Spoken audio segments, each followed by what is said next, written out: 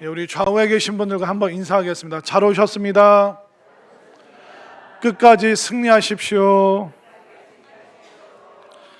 예, 우리가 오늘 본 이 모습 그대로 토요일까지 우리가 꼭 만났으면 좋겠습니다. 자, 우리가 인생 살다 보면 경험하지 않았으면 좋겠는데 어떤 배신과 또 배반, 이게 드라마나 영화에만 나오는 이야기가 아니라 우리 삶의 이야기입니다. 네가 어떻게 나한테 그럴 수가 있어? 우리가 이걸 입으로 외치기도 하고 마음으로, 우리가 쓰린 마음으로 그런 생각을 품을 때가 있습니다. 때로는 사장님이 내일부터 갑자기 일 나오지 마라. 그러면 그 배신감이 얼마나 크겠습니까? 또 형제 자매 간의 유산 상속 때문에 그 형제가, 그 자매가 뜻하지 않은 그런 행동을 하게 되면 우리는 너무 큰 배신감에 치를 떨기도 합니다. 또 요즘에 우리 대한민국 전셋집 사기 문제가 많죠. 전셋집 주인이 갑자기 연락이 안 됩니다. 연락이 두절이 됩니다. 그리고 법원에서는 나보고 집을 빼라고 이야기를 합니다. 이런 배신과 배반은 우리 주변에 늘 있습니다. 또 연인들 간에 믿었던 상대방이 나 말고 다른 사람에게 또 양다리를 걸치고 있었네. 늘 비일비재하게 우리 주변에 일어나고 있는 일이죠. 그런데 이런 배신과 배반의 이야기는 성경에도 너무나도 많이 나오고 있습니다. 에덴 동산 얼마나 복되고 아름다운 장소입니까? 그러나 아담과 하와는 그 하나님의 신뢰를 배신하고 말았습니다. 또 창세기에 보면 요셉이라는 사람이 나옵니다. 그는 그의 다른 형들에게 배신당하여서 다른 나라로 노예로 팔려가고 말았습니다. 모세는 어떻습니까? 그가 광야 40년 세월을 살아가면서 그 민족에게 또 그를 따르는 백성들에게 수없는 배신과 배반을 당한 사람이 모세였습니다. 다윗도 왕이었지만 그의 아들과 또 그의 충신들이 다윗을 배신했던 그런 시간들이 있습니다. 오늘 본문 말씀에 보면 심지어 예수님도 가룟 유다의 그 배신 앞에 팔려가는 그 무서운 일을 경험하고 계십니다. 어떤 기독교 상담가가 그런 얘기를 하더라고요. 한번 들어보십시오. 가장 가까운 사람은 우리의 마음 상태를 누구보다도 잘 알고 있기 때문에 우리가 어떤 부분에 상처를 받는지, 또 우리를 어떻게 하면 속이는지 너무나도 잘 알고 있다. 우리가 모르는 사람, 생전 처음 보는 사람에게 배신당하는 것이 아니라 너무나도 잘 알고 같이 지냈고 또 오랜 시간 알아왔던 그 사람에게, 정말 우리가 친하다, 우리가 허물 없이 지낸다, 우리가 너무나도 잘 알고 있다 생각했던 그런 사람에게 배신당하는 이유는 상대방이 나의 약점을 알고 있고 또 나에게 어떤 부분을 말하면 나의 동정심을 유발할 수 있는지 너무나도 잘 알고 있기 때문에 모르는 사람이 아니라 가장 가까운 사람이 우리를 배신합니다 라고 어떤 상담가가 이야기를 했습니다. 왜 우리는 배신을 겪게 될까요? 또 우리는 배신당하면 우리는 그 이후에 어떻게 해야겠습니까? 그리고 우리를 배신한 그 사람들은 호의호식 누리면서 행복하게 떵떵거리면서 잘 살아갈까요? 그렇지 않습니다. 우리를 배신한 누군가요? 그 사람은 또 다른 누군가에게 또 배신을 당할 수밖에 없습니다. 배신을 통해서 내가 원하던 것을 얻었던 그 사람, 그러나 또 다른 것을 원하면서 갈망과 갈증 속에서 불행하게 살아갈 수밖에 없는 것입니다. 큰 욕심 가지고 예수님을 배신한 오늘 본문에 나오는 가룟 유다, 그는 어떻게 그 배신까지 나아가게 됐을까요? 여러분들, 가룟 유다를 한번 생각해 보십시오. 예수님을 모르는 사람이 아닙니다. 또 바리새인이나 사두개인처럼 예수님으로부터 적대적인 입장에 있었던 사람들도 아닙니다. 가룟 유다는 예수님을 3년 동안 따라다녔습니다. 예수님의 말씀에 그 가르침을 받았고 예수님이 기적을 베푸면 그 기적의 현장에 있었고 예수님과 같이 식사를 하면서 정다운 이야기도 나누는 그런 시간들도 있었습니다. 그러나 이 가룟 유다의 출신을 잘 생각을 해봐야 됩니다. 이 가룟 유다는 그 당시에 수많은 그룹들이 있었는데 열심당 중에 한 명이었습니다. 이 열심당이 누구냐면 비밀 결사대입니다. 어떻게 하면 로마를 전복시키고 다시 이스라엘의 독립을 이끌어 올 것인가? 어떻게 하면 이스라엘의 그 영광, 다윗이 이스라엘과 주변 나라를 정복하고 지배했던 그 영광을 어떻게 하면 재현할 수 있을까? 그러니까 가룟 유다의 관심은 이 땅의 왕국이었습니다.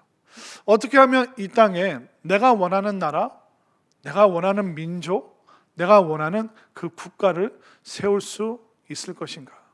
가룟 유다가 예수님을 유심히 관찰하니까 야, 저분이라면 내가 원하는 왕국, 내가 원하는 국가, 내가 원하는 그 욕망을 대신 실현해 줄 수 있는 그런 분이겠다. 이 열심당원들은 늘 품에 칼을 차고 다녔습니다. 그리고 늘 세상을 향한 그 복수심을 갖고 있었습니다. 이 가룟 유다가 예수님 보니까 예수님 곁에 수많은 사람들이 모입니다. 오병이어 그 기적을 베풀어 주실 때마다, 사람들에게 말씀을 가르쳐 주실 때마다 수많은 군중들이 예수님을 따라가니까 와, 저분 곁에 있으면 이제 나도 한 자리 차지할 수 있겠구나. 그런데 어느 순간부터 이 가룟 유다가 마음에 불만이 생기기 시작했습니다. 빨리 예수님이 사람들을 선동해서 로마로 진격을 해야 되는데 로마로 쳐들어갈 생각은 안 하시고 예수님이 내 나라는 이 땅에 있지 않다. 나는 이제 너희를 위하여 십자가를 지러 가노라. 이 가룟 유다 입장에서 십자가는 패배입니다. 그리고 예수님이 말씀하시는 그 왕국이 이 땅에 이루어져야지 왜 하나님의 나라가 예수님께는 여기에 있지 않고 하늘에 있는가? 가룟 유다는 점점 불안해지기 시작했습니다. 정말 예수님이 말씀하시는 대로 자꾸 예수님이 우리들 앞에서 사라지면 어떻게 될까? 아니, 저분을 통해서 내가 원하는 것을 이루어내고 내가 얻어내야 되는데 왜 자꾸 십자가를 지신다고 그럴까? 내가 생각했던 그 그림과 전혀 다른 방향으로 예수님이 가고 계시네. 그럼 나는 어떻게 해야 되는가? 결국 가룟 유다는 좋지 않은 배신의 선택을 그는 결정했습니다. 저 예수님과 로마를 충돌시키면, 예수님과 종교 지도자들을 싸움을 붙이면 예수님께서 진짜 천군과 천사를 불러내고 예수님도 견딜 수 없는 분노 속에서 이 로마를 불바다로 뒤엎으시겠지. 좋았어. 내가 예수님께 그 자리를 마련해 드려야지. 내가 예수님을 배신하는 거지만 이거는 우리 민족을 위해서 어쩔 수 없는 일이야. 이제 예수님과 로마 군인들이 충돌하는 그 모습을 보면서 나는 예수님의 지지자가 되고 또 훗날 예수님이 그 왕좌에 앉으실 때 나는 예수님 옆에서 멋진 시간을, 빛나는 시간을 보낼 수 있을 거야. 결국 가룟 유다는 본인의 욕심과 그 야망을 위해서 배신을 선택한 것입니다. 우리는 이 가룟 유다의 모습을 보면서 야, 가룟 유다 어떻게 저럴 수 있는가? 예수님을 따라다니면서 어떻게 그럴 수 있는가? 우리는 의아해합니다. 그리고 내가 예수님 곁에 있었다면 나는 절대로 예수님 배신하지 않고 예수님 지켜줬을 거야. 그렇게 우리는 생각할 때가 참 많이 있습니다. 근데 오늘 성경에서 뭐라고 얘기하는지 아십니까? 오늘 본문 말씀을 다시 한번 볼까요? 자, 47절 말씀을 한번 보겠습니다. 함께 읽겠습니다. 시작. 말씀하실 때 12 중에 하나인 유다가 왔는데, 거기까지 읽어보겠습니다. 말씀하실 때, 예수님께서 제자들을 가르치실 때 12 중에 하나인 유다. 이 12 중에 하나라는 뜻이 뭘까요? 특별한 사람이 아니라 보통 사람, 특별한 사람이 아니라 늘 예수님 곁에 있던 그 사람. 그 12 중에 가룟 유다뿐만 아니라 다른 누군가도 언젠가는 배신할 수 있음을 오늘 성경은 말하고 있습니다. 그 12 중에 그 한 명. 우리도 수많은 그리스도인들 중에 한 명이지만 우리가 교회 안에서, 가정에서, 세상에서 우리도 어느 순간 우리의 욕심이 예수님의 십자가를 뒤엎어버릴 때, 우리의 야망과 욕망이 예수님의 말씀을 이겨먹어버릴 때 우리도 12 중에 수천, 수만, 수백만 중에 한 명인 가룟 유다가 될 수 있다는 것입니다. 옛날에 어떤 청년이 있었습니다. 그 청년이 젊을 때 예수님을 너무 사랑했습니다. 예수님이 나의 전부시고 예수님이 나의 구원자시고 예수님이 나의 사랑이십니다. 이 젊은 시절 이 청년이 예수님만 사랑했습니다. 그런데 연애를 하고 결혼을 하면서 그 사랑의 노래의 대상이 바뀌기 시작했습니다. 예수님, 나는 예수님도 좋은데 이 여인이 너무 좋습니다. 예수님, 저는 예수님도 좋은데 이 여인과 나 사이에 태어난 이 아이가 저는 너무 좋습니다. 예수님만 사랑한다고 했는데 시간이 지나면서 예수님 말고도 얼마든지 사랑할 수 있는 존재가 하나, 둘, 셋 점점 많아지기 시작했습니다. 예수님을 향한 우리의 마음을 우리의 다른 대상이 이겨먹을 때 우리는 언제든지 예수님 배신할 수 있는 준비가 되어 버린 것입니다. 여러분들 어떻습니까? 여러분들은 예수님보다 더 많이 생각하고 있는 것이 무엇입니까? 여러분들이 예수님보다 더 많이 떠올리고 있는 것이 무엇입니까? 예수님보다 여러분들 입에서 더 자주 나오는 이야기의 주제가 무엇입니까? 우리 하나님께서는 여러분들을 사랑하셔서 너무 많은 것, 너무 좋은 거 주셨는데 어느 순간 그 선물을 주신 분을 잊어버리고 우리가 선물에 애착하고 집착하고 집요하게 그것만 붙잡고 있다면 12 중에 하나인 가룟 유다처럼 수백 수천 중에 우리도 배신의 시간을 예수님 앞에서 부끄러운 모습을 보일 수도 있다는 것입니다. 우리는 어떻게 해야 될까요?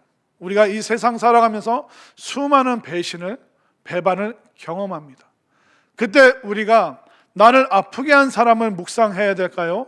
나보다 먼저 배신당한 예수님을 묵상해야 될까요? 바로 예수님을 묵상해야 되는 것입니다.